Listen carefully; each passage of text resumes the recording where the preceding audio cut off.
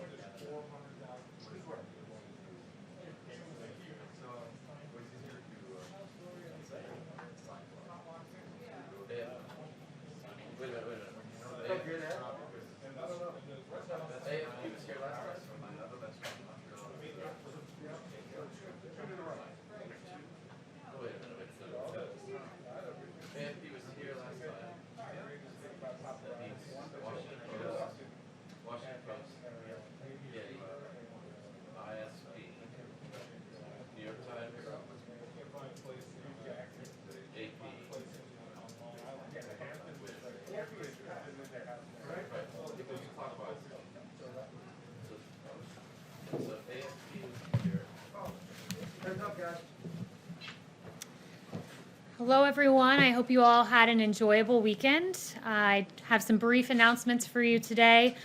Just that now we have 760 sites in retail locations in 45 states, plus the District of Columbia. CVS is planning to open an additional 650 sites. These are encouraging numbers. It's, again, a testament to our private sector for all that they've done in partnering with the administration and helping to stop the spread of the coronavirus. Also, skilled nursing facilities, there was an announcement that I just want to underscore that $4.9 billion in additional relief funds were distributed to nursing homes and other skilled nursing facilities, and these funds are provided under the CARES Act. So just those two items for you this morning, and we'll go ahead and we'll start with questions. John. China is making sending more overtures that it will crack down on Hong Kong. What's the message from the administration to the Chinese government about changing the special status of Hong Kong? Yeah, and I know, Jen, you also emailed a question about this morning, so I went directly to the president to get an answer on this, and he said to me that he's displeased with China's efforts and that it's hard to see how Hong Kong can remain a financial hub if China takes over. So which means what? Would the United States change its relationship with Hong Kong? So I have no further announcements as to the precise action that the president will be taking, but he did want me to share that with you this morning, or this afternoon, I should say. Yes. Oh, thanks again. Yep, no problem. Did over my shoulder, I realize now.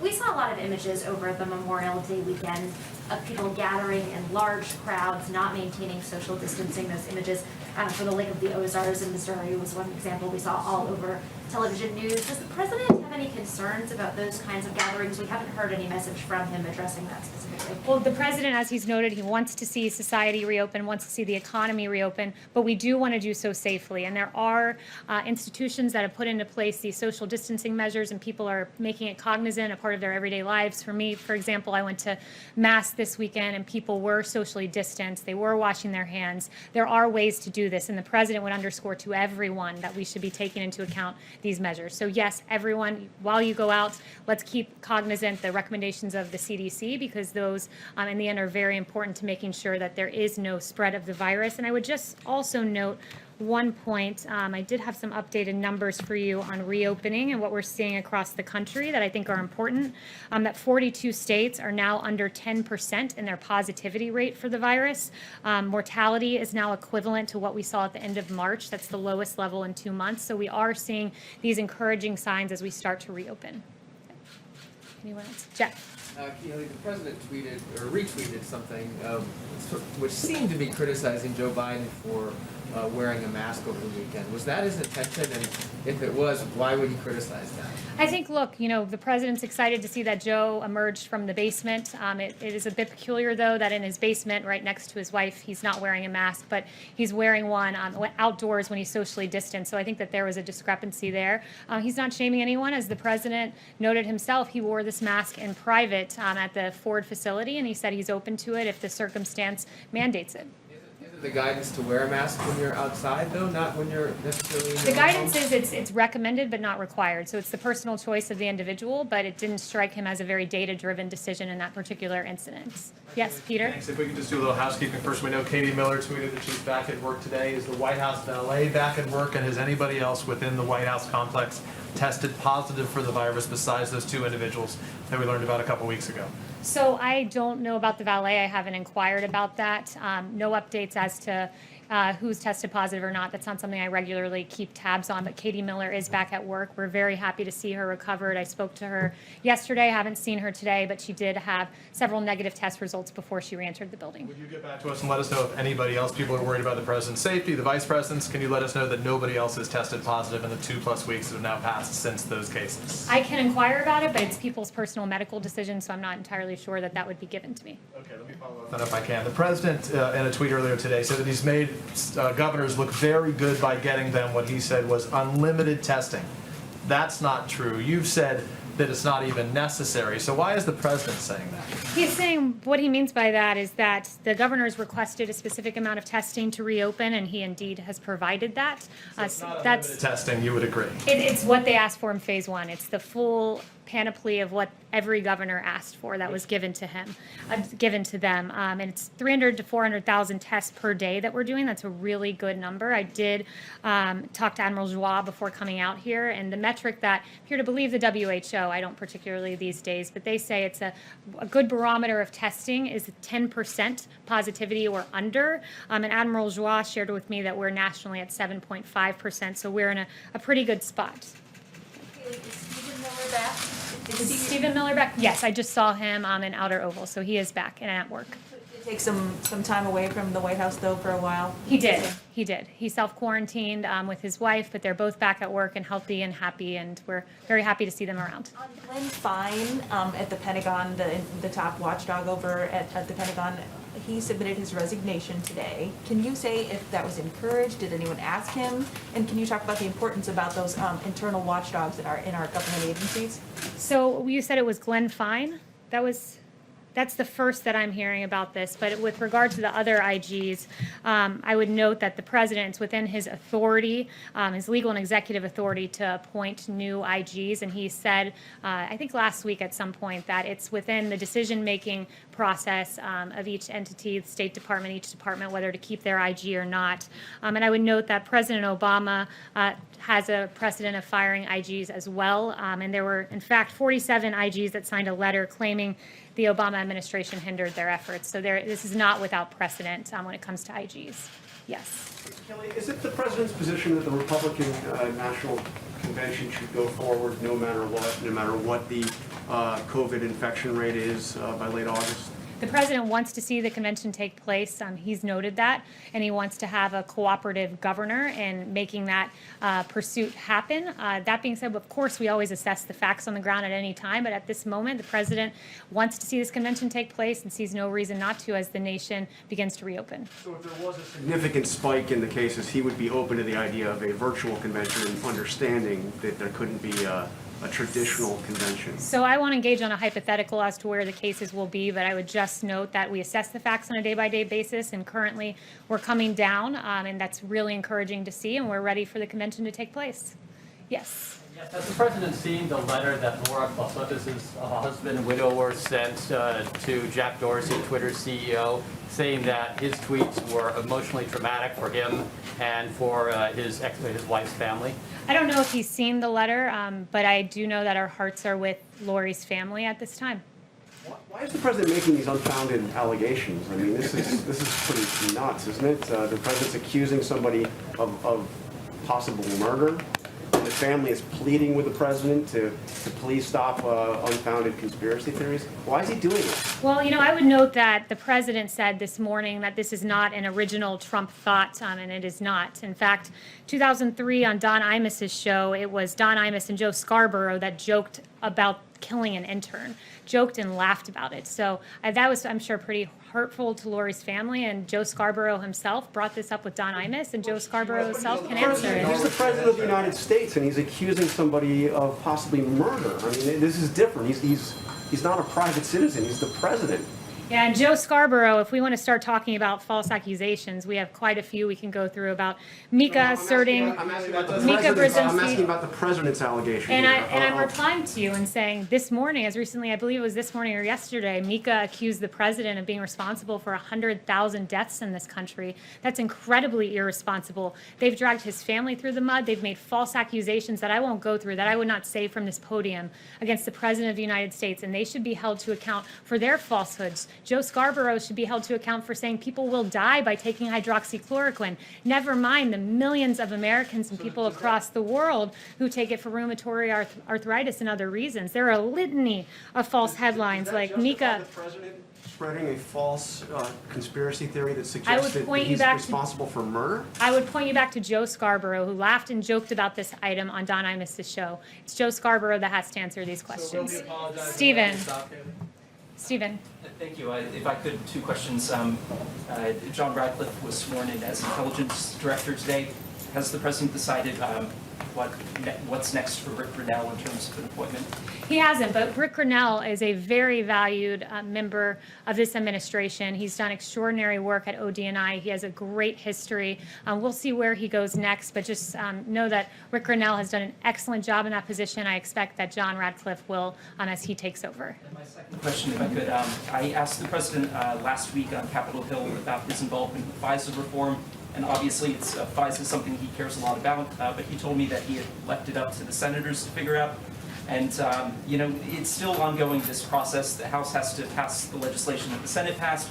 The senators tried and failed by just one vote to ban the warrantless collection of internet records. So I'm wondering if you could describe a little more how the president sees himself as part of this debate and whether he might intervene at some point going forward. Yeah, it's very personal to the president when it comes to FISA. This is an important tool in the intelligence community. He knows that, but he also knows that it was used and abused and politicized.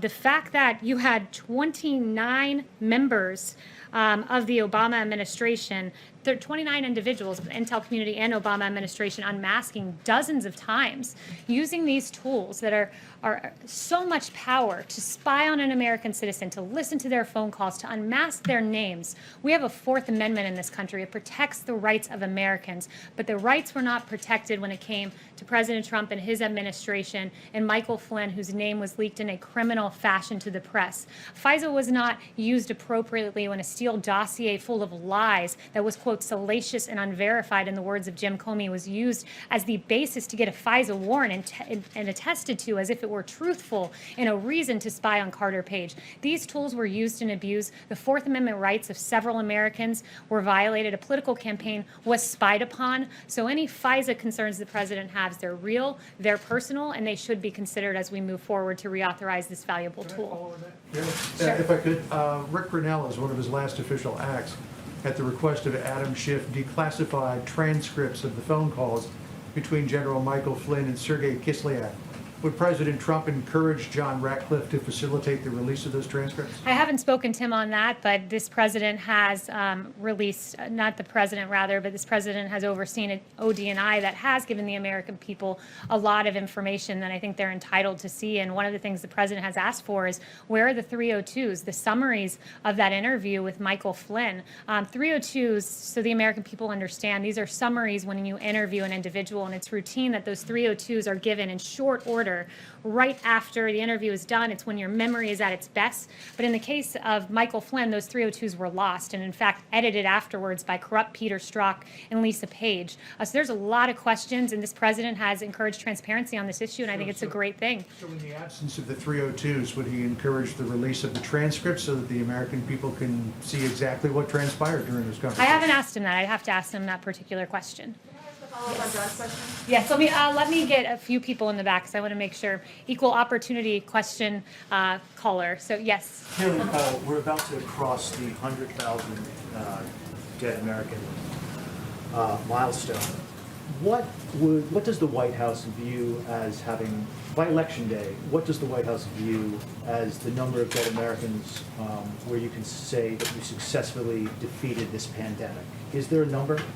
Yeah, every loss of life counts. We say 100,000, but like the president says, one death is something to be mourned. These 100,000 individuals have a face. The president takes this very seriously. It's why he lowered the flag to half-staff for 3 days to remember these men and women.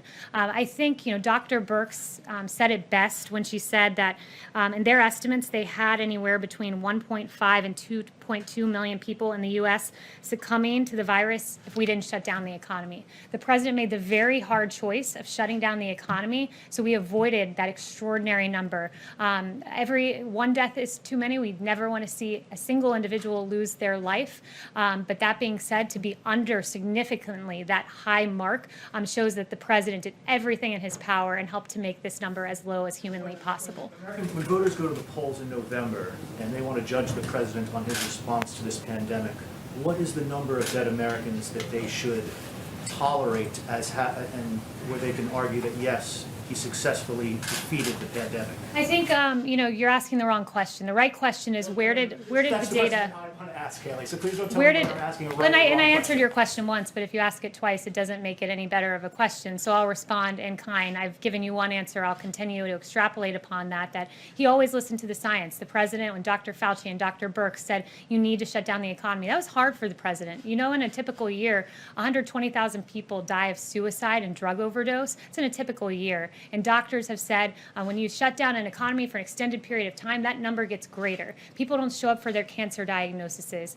There are a litany of results when you close down an economy, but closing down the economy for this amount of time kept us far below the 2.2 million number. And as we start to reopen, we keep in mind the people who are missing their screening appointments, the people who are succumbing to suicide and drug overdose because of economic hardship. This president made the right choice. It was a delicate balance, and he did it exactly as he should, guided by data, and we are far below 2.2 million dead Americans because of the actions of President Trump. You mean?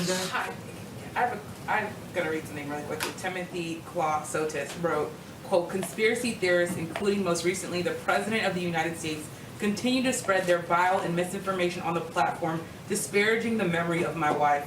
Why won't the President give this widower peace and stop tweeting about this conspiracy theory involving his wife? Why can't this widower get peace from the president? I've already asked and answered this question, and our hearts are with Lori, and I think the onus is on Joe Scarborough to explain his interaction with Don Imus and his laughing on this very matter on Don Imus's show. Chanel. The widower is talking specifically about the president. Are you not going to answer that? Warrants with regards to ex-CIA Chief John Brennan. How willing are you able to go forward and say that he lied to the FBI or obstructed justice in the process of discussing Russian collusion and the Trump family? And on that note, we now have new information showing that Obama himself used foreign intelligence to actually request surveillance on the 5th and 26th floor of the Trump Tower. So to what extent was John Brennan behind that? To what extent can you share with us what you know? Yeah, John Brennan, of all of the, I'll call them bad actors because indeed they were, of the Obama administration, John Brennan probably has the most to answer because it was John Brennan who sat before Congress and said the Steele dossier, paid for by Hillary Clinton, paid for by the DNC, that document played no part of the role in opening the Russia probe, when in fact we know it did, when in fact we know it was the impetus testified before a FISA court for its truthfulness to spy on the Trump campaign. So John Brennan, of all people, probably has more to answer. So too does Samantha Power and Susan Rice, and these individuals who admitted under oath that they, in fact, spoke to foreign leaders and representatives of foreign leaders during their transition, but yet somehow during the Trump transition, that was uncalled for. What has been done all throughout history was uncalled for, and meriting unmasking and meriting cornering Lieutenant General Michael Flynn. All of these people have really legitimate questions to answer. I think we're slowly getting to the bottom of this, but it's a real travesty and really one of the biggest political scandals in modern history. Yes. It's about the G7 summit. So the area still has a very high number of cases. Prime Minister Trudeau spoke yesterday with Chancellor Merkel and President Macron. Is the president still confident of being able to organize the event in like 3 weeks? It'd be 3 weeks from now if we stick to the date. Yeah, it's a really great question and an important one because the G7, the president wants to see this take place as America reopens, as we try to approach a place of normalcy where people go back to work, where people do recreational activities but socially distance while they do it. The president thinks no greater example of reopening in this transition to greatness would be the G7, and the G7 happening here and happening probably more towards the end of June. Robert O'Brien, I believe it was asked about about this weekend, and Robert O'Brien said that he's getting a great reception from world leaders who are asked about coming. We will protect world leaders who come here just like we protect people in the White House. So we want to see it happen. We think it will happen, and so far foreign leaders are very much on board with the idea. Last week of June and here in DC or at Camp David? I don't know if it'll be the last week of June, but towards the end of June, and the goal is for it to be here at the White House. Yep. Yes. Right, so after the lowering of the flags this past weekend, does the president have any other plans in the works to honor the victims of the virus? Yeah, I think And- oh, go ahead. Sorry, and a larger question is, does he see his role as mourner-in-chief in some way, which would be the traditional role of president? Yeah, I think he takes that responsibility very seriously. He said that this is the hardest part of his presidency, going through this pandemic. He says so many times that he thinks about many of his friends, some of his friends, I should say, who have perished because of this disease. It's real to him. It's personal to him. It's why he says, one death is too many, and he thinks about it all of the time. So he does see his role as that, comforting the nation, but reopening the country, giving the country hope at this time as we look forward to going back to work and resuming our lives, although in a new reality with new CDC guidelines. Actions in the works? I think lowering the flags is a great example, and we have further announcements on that front. I will be sure to share those with you. Yep, Jen. Thanks. So going back to the Clostudes family, I think is how you pronounce it, the Florida family, they have asked the president, the widower has asked the president in that letter to stop talking about this and for Twitter to take down those tweets. I just wanted to ask you, is the president asking for someone, for law enforcement, to reopen this cold case? Is that what he's intending? Is he going to ask the DOJ to reopen something? What is he asking for when he talks about the cold case? Yeah, I don't have any future announcements on the president's action, but I would just refer everyone, for those of you who haven't heard it, go back and listen to the Don Imus soundbite. It was very callous, it was very cruel, and I think laughing and joking about the death of an intern is really uncalled for, and I think that's something we can all agree to. Thank you all very much. Just for clarity, is the president going to stop, Kayleigh? Just for clarity?